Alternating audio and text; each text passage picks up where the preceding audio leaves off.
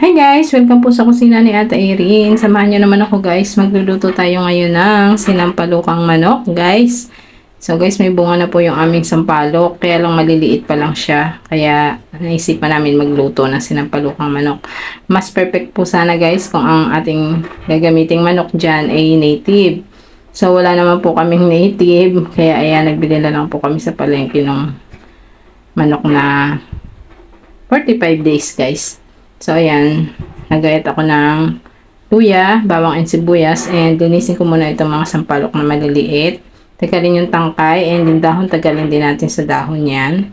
And konti lang naman yung aking isisigang. Kaya konti rin lang yung kinuha ko. Kapag ganyan po yung gamit natin sa pang-asim, iba po yung asim niyan. Natural na natural. Walang halong chemical. So, ayan guys. Tayo po ay mag-isa na muna. Kunting mantika lang.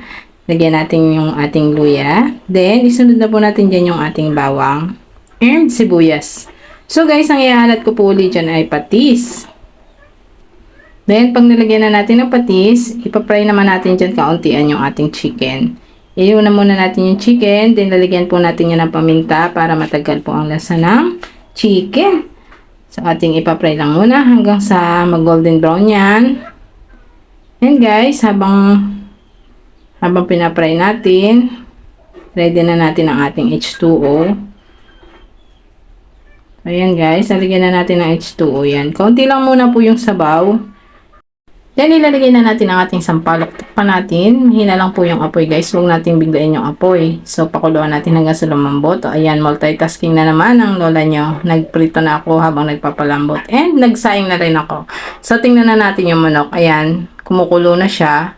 Pwede na natin yan dagdagan ng tubig. So, ayan. Nilagyan ko na ng tubig. Medyo dumami na yung sabaw. Ayan. Tingnan nyo yung sabaw. Ang sarap. Ang bango niya, guys. Super. Tsaka yung sabaw niya, kita nyo naman, parang nagagatas-gatas. Kasi gawa po yan, no? Sampalok. So, guys. Malambot na yung chicken. Ahunin na natin siya. Luto na siya. And napakasarap po ng sabaw. Yan, the best po talaga yan. Lalo na kung native po yung chicken. So guys, next time pag may native, subukan natin magluto ulit yan. So yan guys, luto na po siya. Maraming salamat po. Piliin po natin maging masaya tayo palagi.